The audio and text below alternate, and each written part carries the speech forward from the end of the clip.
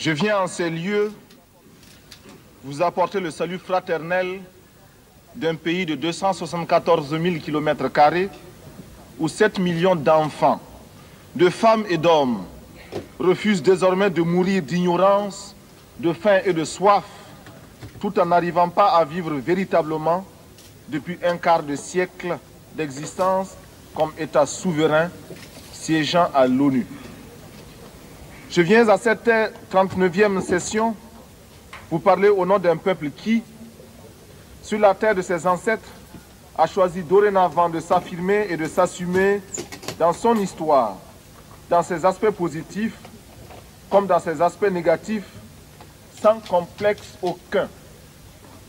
Je viens ici enfin, mandaté par le Conseil national de la Révolution du Burkina Faso, pour exprimer les vues de mon peuple concernant les problèmes inscrits à l'ordre du jour et qui constituent la trame tragique des événements qui fissurent douloureusement les fondements du monde en cette fin du XXe siècle.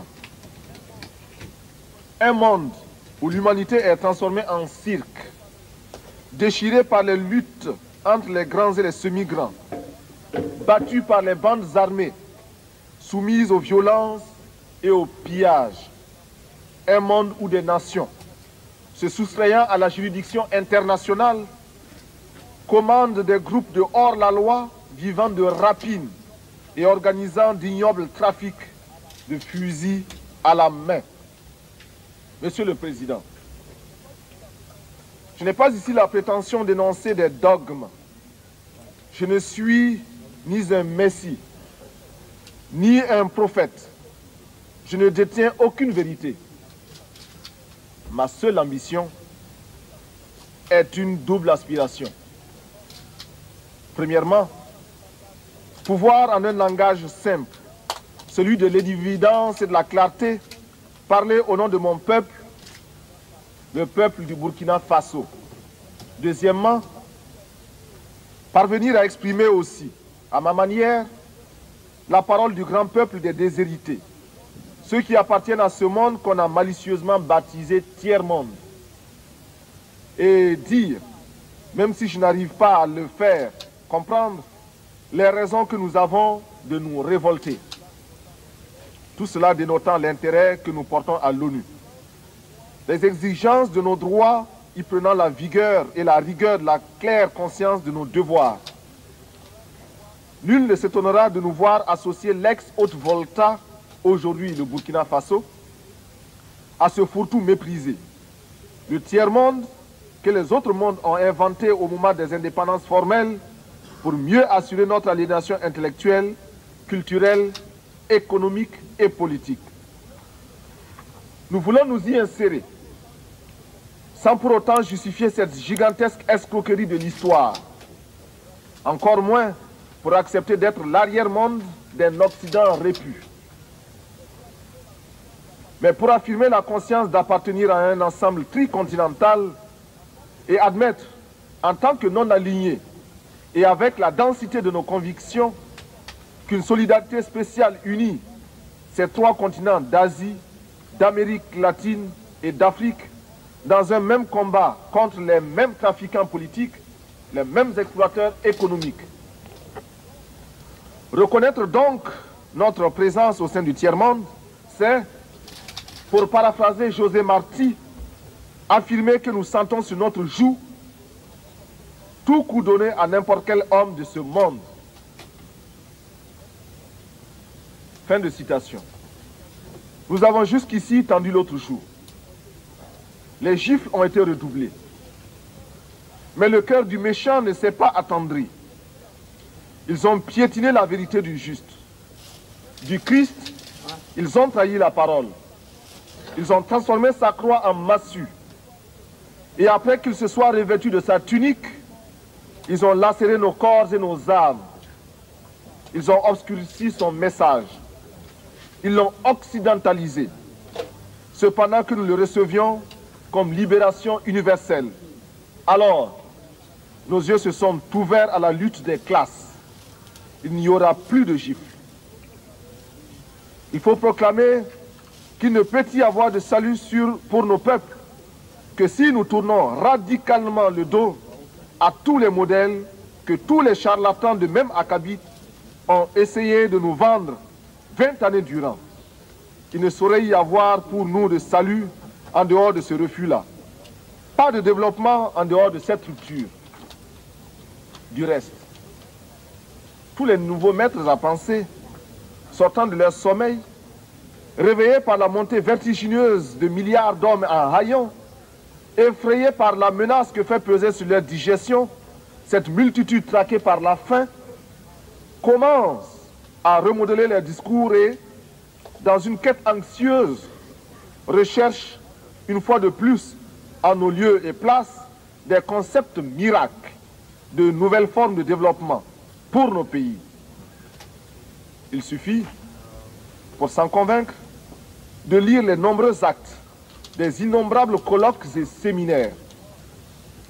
Loin de moi l'idée de tourner en ridicule les efforts patients de ces intellectuels honnêtes qui, parce qu'ils ont des yeux pour voir, découvrent les terribles conséquences des ravages imposés par les 10 spécialistes en développement dans le tiers-monde.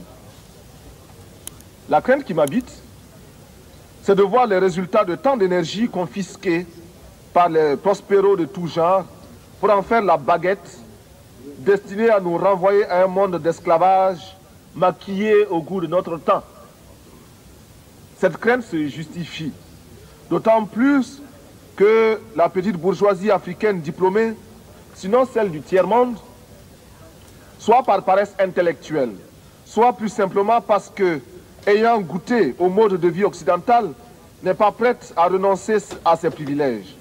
De ce fait, elle l'oublie que toute vraie lutte politique postule un débat théorique rigoureux et elle refuse l'effort de réflexion pour inventer des concepts nouveaux à la hauteur du combat meurtrier qui nous attend. Consommatrice passive et lamentable, elle se regorge de vocables fétichisés par l'Occident, comme elle le fait de son whisky et de son champagne. Dans ces salons à l'harmonie douteuse, on recherchera en vain, depuis les concepts de négritude et d'African personality, marqués maintenant par les temps, des idées vraiment neuves, issues des cerveaux de nos grands, entre guillemets, intellectuels. Le vocabulaire des idées nous viennent d'ailleurs. Nos professeurs, nos ingénieurs et nos économistes se contentent d'y adjoindre des colorants parce que des universités européennes dont ils sont les produits, ils n'ont ramené souvent que leur diplôme et le velours des adjectifs ou des superlatifs. Il est nécessaire, il est urgent que nos cadres et nos travailleurs de la plume apprennent qu'il n'y a pas d'écriture innocente. En ces temps de tempête, nous ne pouvons laisser à nos seuls ennemis d'hier et d'aujourd'hui le monopole de la pensée et de l'imagination et de la créativité. Il faut, avant qu'il ne soit trop tard, car il est déjà tard, que ces élites, ces hommes de l'Afrique du tiers-monde reviennent à eux-mêmes. C'est-à-dire à leur société, à la misère dont nous avons hérité pour comprendre non seulement la bataille pour une pensée au service des masses déshéritées n'est pas vaine, mais qu'ils ne peuvent devenir crédibles sur le plan international qu'en inventant réellement, c'est-à-dire en donnant de leur peuple une image fidèle, une image qui leur permet de réaliser des changements profonds de la situation sociale et politique, susceptibles de nous arracher à la domination et à l'exploitation étrangère qui livre nos États à la seule perspective de la faillite. C'est ce que nous avons perçu. Nous, peuple du Burkina, au cours de cette nuit du 4 août 1983, au premier scintillement des étoiles dans le ciel de notre patrie, il nous fallait prendre la tête des jacqueries qui s'annonçaient dans les campagnes affolées par l'avancée du désert, épuisées par la faim et la soif et délaissées. Il nous fallait donner un sens aux révoltes grondantes des masses urbaines désœuvrées, frustrées et fatiguées, de voir circuler les limousines des élites aliénées qui se succédaient à la tête de l'État et qui ne leur offraient rien d'autre que des fausses solutions pensées et conçues par les cerveaux des autres. Il nous fallait donner une âme idéologique au juste litre de nos masses populaires mobilisées contre l'impérialisme monstrueux. À la révolte passagère, toujours la révolution, lutte éternelle contre la domination. Which was a minor thing. We had to the eternal. À quel point c'était la vie de possible entre les peuples nantis et ceux qui n'aspirent qu'à manger à leur faim. How broad the gap is now. And survivre et conserver leur dignité. To survive, dignity. Nul n'imaginera à quel point le grain du pauvre a nourri chez nous la vache du riche. Dans le cas de l'ex-Haute-Volta, le processus était encore plus exemplaire. Nous étions la condensation magique, le raccourci de toutes les calamités qui ont fondu sur les pays dits en voie de développement. Le témoignage de l'aide, présenté comme panacée et souvent trompetté, sans rime ni raison, est ici éloquent. Très peu sont les pays qui ont été comme le mien, inondés d'aides de toutes sortes. Cette aide est, en principe, censée œuvrer au développement. On cherchera en vain, dans ce qui fut autrefois la Haute-Volta, les signes de ce qui peut relever d'un développement. Les hommes en place, soit par naïveté, soit par égoïsme de classe, n'ont pas pu ou n'ont pas voulu maîtriser cet afflux extérieur, en saisir la portée et exprimer des exigences dans l'intérêt de notre peuple. Analysant un tableau publié en 1983 par le Club du Sahel, Jacques Giry, dans son ouvrage « Le Sahel de demain », conclut avec beaucoup de bon sens que l'aide au Sahel, à cause de son contenu et des mécanismes en place, n'est qu'une aide à la survie. Seul, souligne-t-il, 30% de cette aide permet simplement au Sahel de vivre. Selon Jacques Giry, cette aide extérieure n'aura pas d'autre but que de continuer à développer les secteurs improductifs, imposant des charges intolérables à nos petits budgets, désorganisant nos campagnes, creusant les déficits de notre balance commerciale, accélérant notre endettement.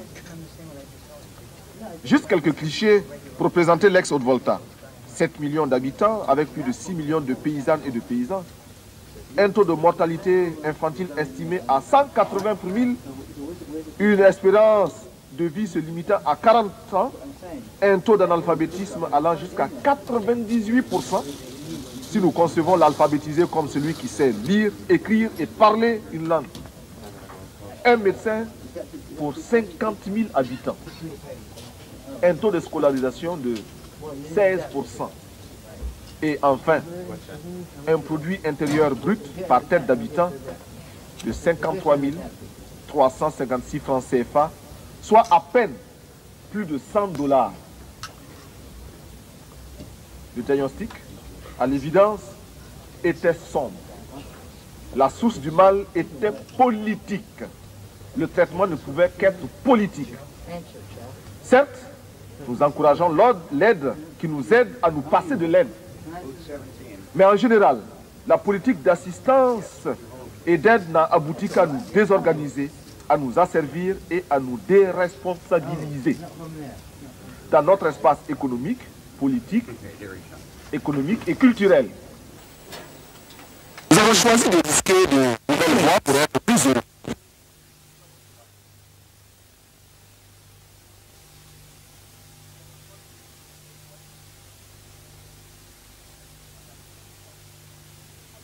Rejetant de manière abrupte et définitive toute sorte de extérieur pour créer ainsi les conditions de dignité à la hauteur de nos ambitions. Refuser l'état de survie, desserrer les pressions, libérer nos campagnes d'un immobilisme moyen enjeu ou d'une répression Démocratiser notre société, ouvrir les esprits sur un univers de responsabilité collective pour oser inventer l'avenir. Briser et reconstruire l'administration à travers une autre image du fonctionnaire, plonger notre armée dans le peuple par le travail productif et lui rappeler incessamment que sans formation patriotique, un militaire n'est qu'un criminel en puissance. Tel est notre programme politique. Au plan de la gestion économique, nous apprenons à vivre simplement, à accepter à nous imposer l'austérité afin d'être à même de réaliser de grands desseins. Déjà, grâce à l'exemple de la Caisse de solidarité révolutionnaire, alimentée par les contributions volontaires, nous commençons à répondre aux cruelles questions posées par la sécheresse. Nous avons soutenu et appliqué les principes d'Alma-Ata en élargissant le champ des soins de santé primaires.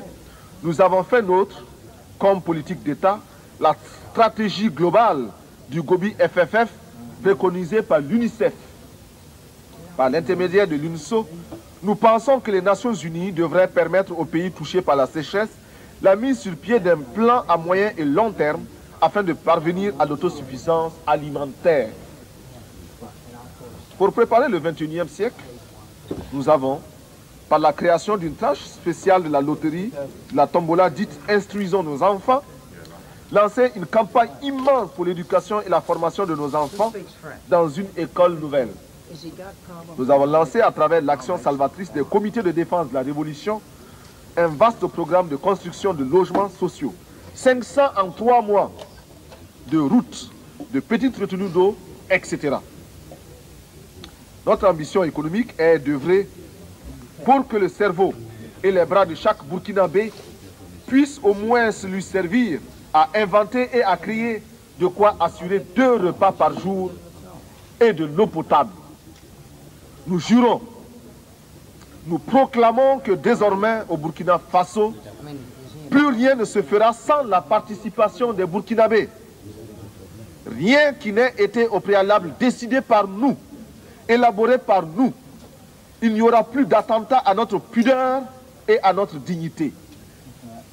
Fort de cette certitude, nous voudrions élargir à tous ceux qui souffrent dans leur chair, tous ceux qui sont bafoués dans leur dignité par une minorité d'hommes ou par un système qui les écrase. Permettez-moi, vous qui m'écoutez, que je le dise. You who are listening Je ne to me parle now, pas seulement let au me nom say du to you, Burkina I Faso, speak not only on behalf of tant Burkina aimé, Faso, my country, mais which également I love so much, au nom but de I tous ceux speak qui ont also mal on behalf of quelque all part. those who are d'être qui sont dans les ghettos parce qu'ils ont la peau noire ou qu'ils sont de cultures différentes et qui bénéficient d'un statut à peine supérieur à celui d'un animal. Je souffre au nom des Indiens massacrés, écrasés, humiliés et confinés depuis des siècles dans des réserves, afin qu'ils n'espèrent à aucun droit et que leur culture ne puisse s'enrichir en convolant en noces heureuses au contact d'autres cultures, y compris celle de l'envahisseur.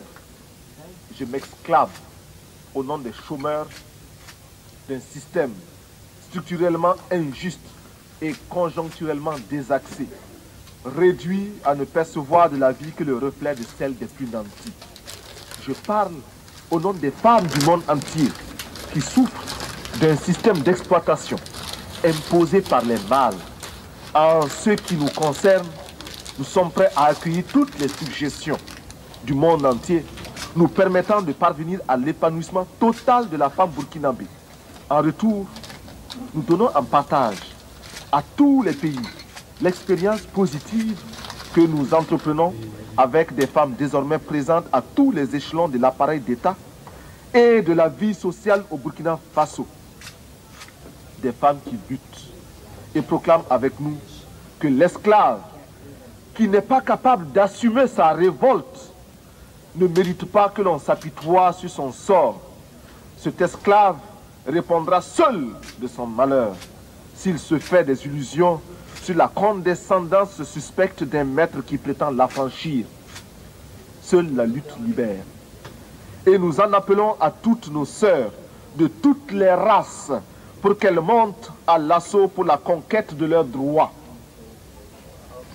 Je parle au nom des mères de nos pays démunis qui voient mourir leurs enfants de paludisme ou de diarrhée, ignorant qu'il existe pour les sauver des moyens simples que la science des multinationales ne leur offre pas, préférant investir dans les laboratoires de cosmétiques et dans la chirurgie esthétique pour les caprices de quelques femmes ou d'hommes dont la coquetterie est menacée par les excès de calories de leurs repas trop riches et d'une régularité à vous donner, non, plutôt à nous donner, à nous autres du Sahel, le vertige.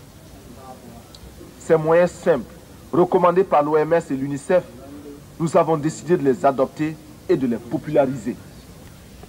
Je parle au nom des artistes, poètes, peintres, sculpteurs, musiciens, acteurs, etc. Hommes de bien qui voient leur art se prostituer par l'alchimie des prestidigitations du show business. J'écris au nom des journalistes qui sont réduits soit au silence, soit au mensonge pour ne pas subir les dures lois du chômage. Je proteste au nom des sportifs du monde entier dont les muscles sont exploités par les systèmes politiques ou les négociants de l'esclavage moderne des stades. Mon pays est un concentré de tous les malheurs des peuples, une synthèse douloureuse de toutes les souffrances de l'humanité, mais aussi et surtout des espérances de notre lutte. Mais c'est pourquoi je vibre naturellement au nom des malades qui scrutent avec anxiété les horizons d'une science accaparée par les marchands de canons. Mes pensées vont à tous ceux qui sont touchés par la destruction de la nature et à ces 30 millions qui vont mourir comme chaque année abattus par la redoutable arme de la faim. Militaire, je ne peux pas oublier ce soldat obéissant aux ordres, le doigt sur la détente, et qui sait que la balle qui va partir ne porte que le message de la mort. Enfin, je veux m'indigner en pensant aux Palestiniens qu'une humanité inhumaine a choisi de substituer à un autre peuple. Hier encore martyrisé à loisir, je pense à ce vaillant peuple palestinien, c'est-à-dire à ces familles atomisées, errant de par le monde à la quête d'un asile. Courageux, déterminés, stoïques et infatigables, les Palestiniens rappellent à chaque conscience humaine la nécessité et l'obligation morale de respecter les droits d'un peuple. Avec leurs frères juifs, ils sont anti-sionistes. Aux côtés de mes frères soldats de l'Iran et de l'Irak, qui meurent dans une guerre fratricide et suicidaire, je veux également me sentir proche des camarades du Nicaragua, dont les ports sont minés, les villes bombardées et qui, malgré tout, affrontent avec courage et lucidité leur destin. Je souffre avec tous ceux qui, en Amérique latine, souffrent de la même mise impérialiste. Je veux être aux côtés des peuples afghans et irlandais, aux côtés des peuples de Grenade et du Timor oriental, chacun à la recherche d'un bonheur dicté par sa dignité et les lois de sa culture. Je m'élève ici, au nom de tous ceux qui cherchent vainement dans quel forum de ce monde ils pourront faire entendre leur voix et la faire prendre en considération réellement. Sur cette tribune, beaucoup m'ont précédé. D'autres viendront après moi. Mais seuls quelques-uns feront la décision. Pourtant,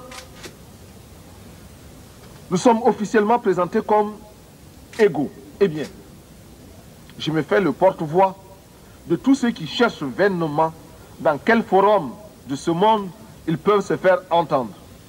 Oui, je vais donc parler au nom de tous les laissés pour compte, parce que je suis homme, et rien de ce qui est humain ne m'est étranger.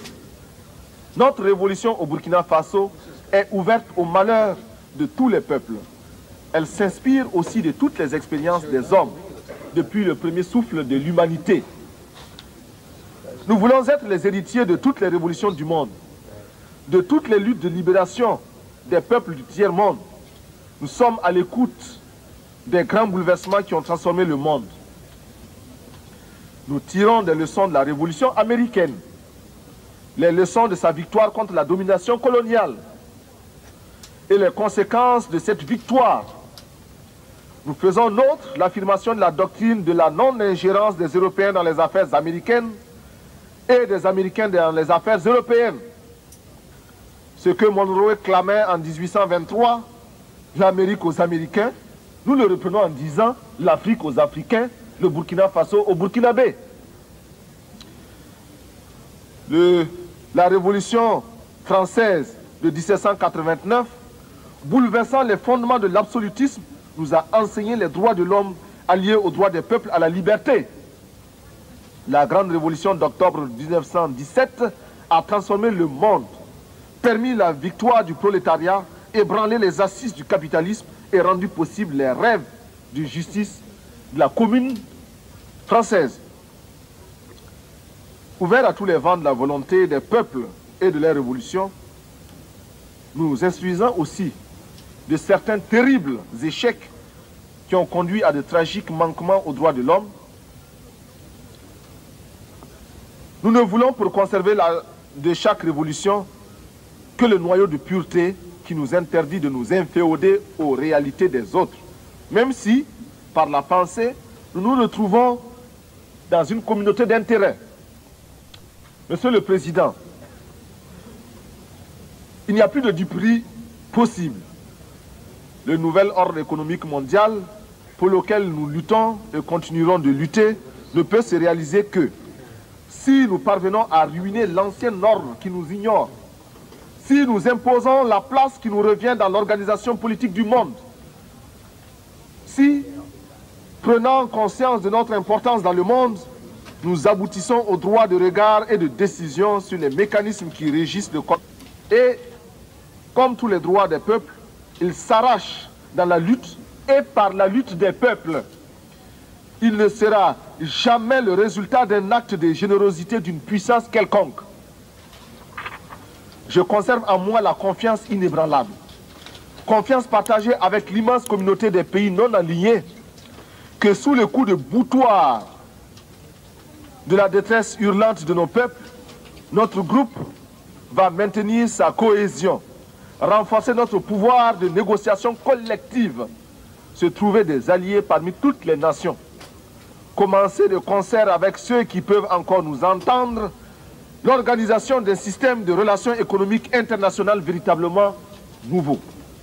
Monsieur le Président, si j'ai accepté de me présenter devant cette illustre assemblée pour prendre la parole, c'est parce que, malgré les critiques qui lui sont adressées par certains grands contributeurs, les Nations Unies demeurent la tribune idéale pour nos revendications, le lieu obligé de la légitimité des pays sans voix. C'est cela qu'exprime avec beaucoup de justesse notre secrétaire général lorsqu'il écrit, je cite, « L'Organisation des Nations Unies est unique, en ce qu'elle reflète les aspirations et les frustrations de nombreux pays et groupements du monde entier. Un des grands mérites est que toutes les nations, y compris celles qui sont faibles, opprimées ou victimes de l'injustice, il s'agit de nous, peuvent, même lorsqu'elles sont confrontées aux dures réalités du pouvoir, y trouver une tribune et s'y faire entendre. Une cause juste, même si elle ne rencontre que revers ou indifférence, peut trouver un écho à l'Organisation des Nations Unies. Cet attribut de l'organisation n'est pas toujours prisé, mais il n'est pas moins essentiel. » Fin de citation. On ne peut mieux définir le sens et la portée de notre organisation. Aussi, est-il pour chacun de nous un impératif catégorique de consolider les assises de notre organisation, de lui donner les moyens de son action. Nous adoptons en conséquence les propositions faites à cette fin par le secrétaire général pour sortir l'organisation des nombreuses impasses, soigneusement entretenues par le jeu des grandes puissances, afin de la discréditer aux yeux de l'opinion publique. Monsieur le Président, reconnaissant les mérites même limitée, de notre organisation, je ne peux que me réjouir de la voir compter de nouveaux adhérents. C'est pourquoi la délégation burkinabé salue l'entrée du 159e membre de notre organisation, l'État du Brunei Darussalam. C'est la déraison de ceux entre les mains desquels la direction du monde est tombée par le hasard des choses, qui fait obligation au mouvement des pays non alignés auxquels, je l'espère, se joindra bientôt l'État du Brunei Darussalam, de se considérer comme un des objectifs permanents de sa lutte. Le combat pour le désarmement sont des aspects essentiels parmi les premières conditions de notre droit au développement. Il faut, à notre avis, des études sérieuses, prenant en compte tous les éléments qui ont conduit aux calamités qui ont fondu sur le monde. À ce titre, le président Fidel Castro, en 1979, a admirablement exprimé notre point de vue à l'ouverture du 6e sommet des non-alignés, lorsqu'il déclarait, je cite, « Avec 300 milliards de dollars, on pourrait construire en un an 600 000 écoles pouvant recevoir 400 millions d'enfants, ou 60 millions de logements confortables pour 300 millions de personnes, ou 30 000 hôpitaux équipés de 18 millions de lits, ou 20 000 usines pouvant employer plus de 20 millions de travailleurs, ou irriguer 150 millions d'hectares de terre qui, avec les moyens techniques adéquats, pourraient alimenter 1 milliard de personnes. » Fin de citation. En multipliant aujourd'hui ces chiffres par 10, et je suis certain que je serai là, en deçà de la réalité, on réalise ce que l'humanité gaspille tous les ans dans le domaine militaire, c'est-à-dire contre la paix.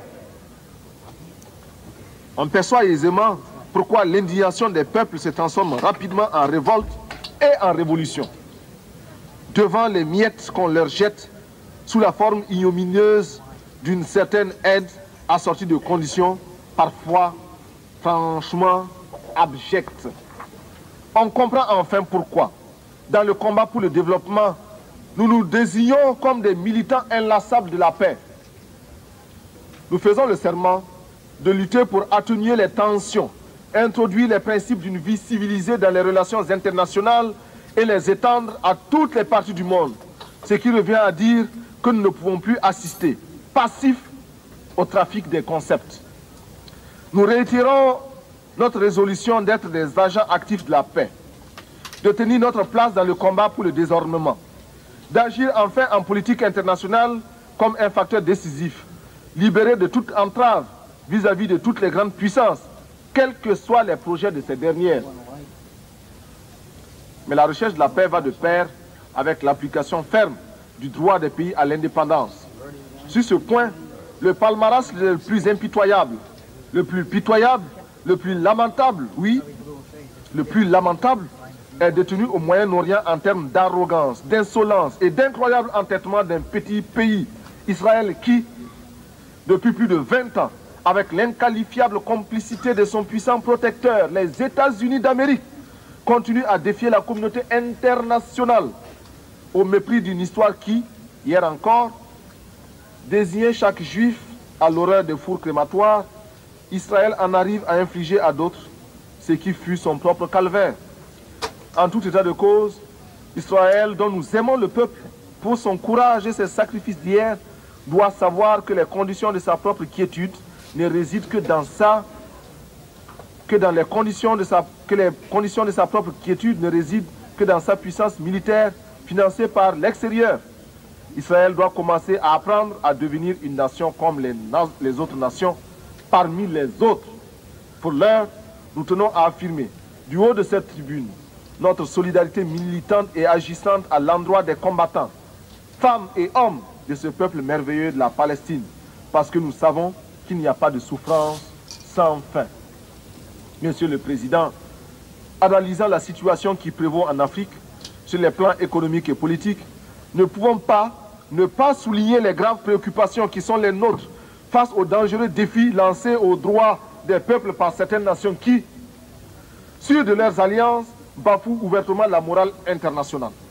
Certes, nous avons le droit de nous réjouir de la décision de retrait des troupes étrangères au Tchad, afin que les Tchadiens, entre eux, sans intermédiaire, cherchent les moyens de mettre fin à cette guerre fratricide et donner enfin à ce peuple qui n'en finit pas de pleurer depuis de nombreux hivernages les moyens de sécher ses larmes. Mais, malgré les progrès enregistrés ça et là par les peuples africains dans leur lutte pour l'émancipation économique, notre continent continue de refléter la réalité essentielle des contradictions entre les grandes puissances, de charrier les insupportables apories du monde contemporain. C'est pourquoi nous tenons pour inadmissible et condamnons sans recours le sort fait au peuple du Sahara occidental par le royaume du Maroc, qui se livre à des méthodes dilatoires pour retarder l'échéance qui, de toute façon, lui sera imposée par la volonté du peuple sahraoui. Pour avoir visité personnellement les régions libérées par le peuple sahraoui, j'ai acquis la confirmation que plus rien désormais ne saurait entraver sa marche vers la libération totale de son pays sous la conduite militante et éclairée du Front Polisario.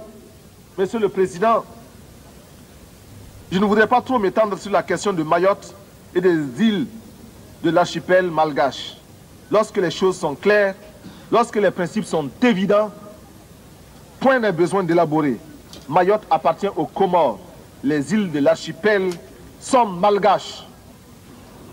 En Amérique latine, nous saluons l'initiative du groupe de Contadora, qui constitue une étape positive dans la recherche d'une solution juste à la situation explosive qui y prévaut.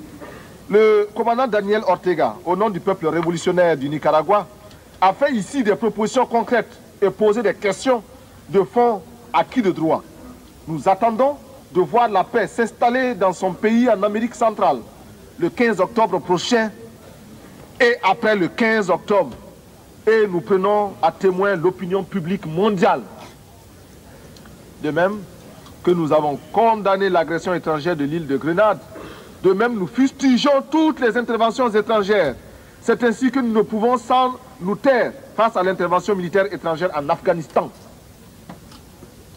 Il est cependant un point, mais dont la gravité exige de chacun de nous une explication franche et décisive. Cette question, soumettre impunément ses voisins aux lois du banditisme. Non. Le plus abject, le plus humiliant pour la conscience humaine, c'est qu'elle soit parvenue à banaliser le malheur des millions d'êtres humains qui n'ont pour se défendre que leur poitrine et l'héroïsme de leurs mains nues. Sur la complicité des grandes puissances et de l'engagement actif de certaines d'entre elles à ses côtés, ainsi que de la criminelle collaboration de quelques tristes dirigeants africains, la minorité blanche ne se gêne pas pour ridiculiser les États membres, les États d'âme de tous les peuples qui, partout à travers le monde, trouvent intolérable la sauvagerie des méthodes en usage dans ce pays. Il fut un temps où les brigades internationales se constituaient pour aller défendre l'honneur des nations agressées dans leur dignité. Aujourd'hui, malgré la purulence des plaies que nous portons tous à nos flancs, nous allons voter des résolutions dont les seules vertus, nous dira-t-on, serait de conduire à la résipiscence une nation de corsaires qui détruit le sourire comme la grêle tue les fleurs. Monsieur le Président, nous allons bientôt fêter le 150e anniversaire de l'émancipation des esclaves de l'Empire britannique. Ma délégation souscrit à la proposition des pays d'Antigua et de la Barbade de commémorer avec éclat cet événement qui revêt pour les pays africains et le monde noir une signification d'une très grande importance. Pour nous, tout ce qui pourra être fait, dit ou organisé à travers le monde au cours des cérémonies commémoratives devra mettre l'accent sur le terrible écho payé par l'Afrique et le monde noir au développement de la civilisation humaine. Écho payé sans retour et qui explique sans aucun doute les raisons de la tragédie d'aujourd'hui sur notre continent. C'est notre sang qui a nourri l'essor du capitalisme, rendu possible notre dépendance présente et consolidé notre sous-développement. On ne peut plus escamoter la vérité, trafiquer les chiffres. Pour chaque nègre parvenu dans les plantations, 5 au moins connurent la mort ou la mutilation. Et je mets à dessein la désorganisation du continent et les séquelles qui s'en sont suivies.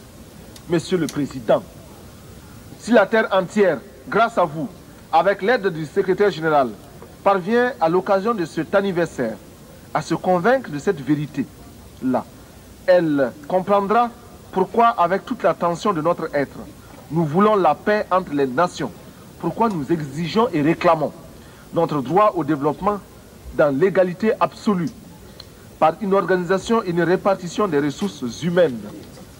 C'est parce que, de toutes les races humaines, nous appartenons à celles qui ont le plus souffert, que nous nous sommes jurés, nous, Burkinabés, de ne plus jamais accepter sur la moindre parcelle de cette terre le moindre déni de justice.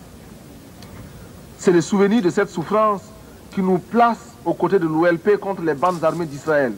C'est le souvenir de cette souffrance qui, d'une part, nous fait soutenir l'ANC et la SWAPO, et d'autre part, nous rend intolérable la présence en Afrique du Sud des hommes qui se disent blancs et qui brûlent le monde à ce titre. C'est enfin ce même souvenir qui nous fait placer en l'Organisation des Nations Unies toute notre foi en un devoir commun, en une tâche commune pour un espoir commun.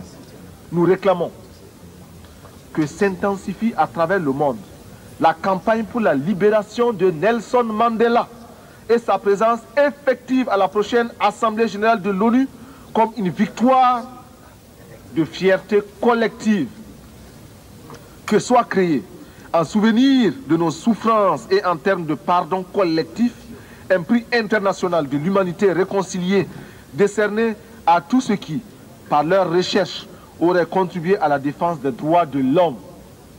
Que tous les budgets de recherche spatiale soient amputés de 1/10 et consacrés à des recherches dans le domaine de la santé et visant à la reconstitution de l'environnement humain perturbé par tous ces feux d'artifice nuisibles à l'écosystème.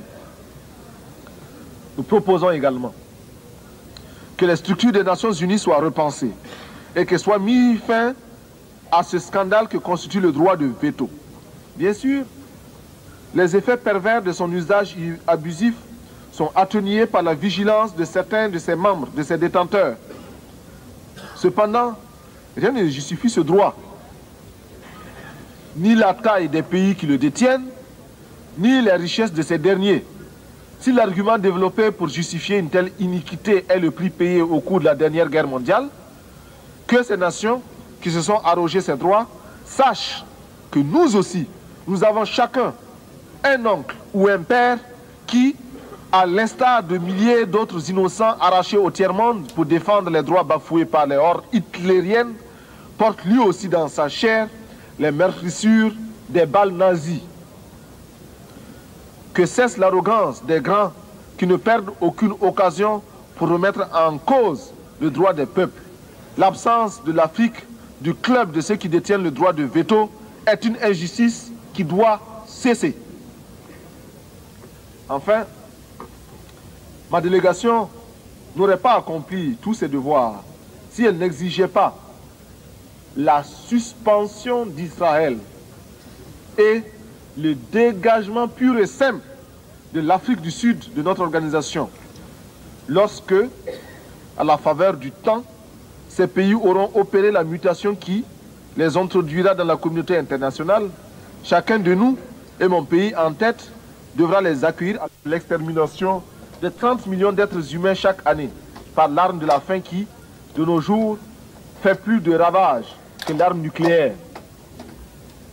Cette confiance et cette foi en l'organisation me fait obligation de remercier le secrétaire général, M. Xavier Pérez de Cuellar, de la visite tant appréciée qu'il nous a faite pour constater sur le terrain les dures réalités de notre existence et se donner une image fidèle de l'aridité du Sahel et de la tragédie du désert conquérant.